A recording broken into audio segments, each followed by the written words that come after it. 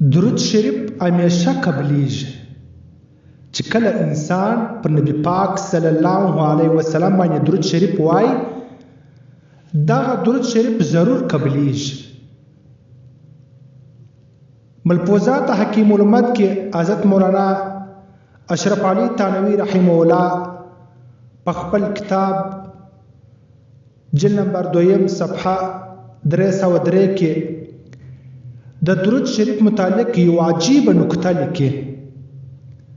دی فرمای چې علماو لیکلي دي چې عبادات کله قبلیږي او کله نه. ځکه په عبادات کې کله کله کوتاهي راسي، کمی راسي.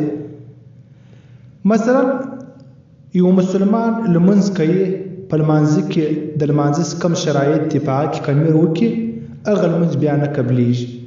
د هغه رقم زکات، حج، روزه. لیکن د درود شریف متعلق لیکي چې دا همیشه قبلیږي. زما د خیاله چې دغه راز معلومیږي چې حق تعالی تبارک وتعالی په خپل پر نبی علیه السلام رحمت را نزلوي او د هغه رحمت درخواست کوي نو ضرور قبلیږي.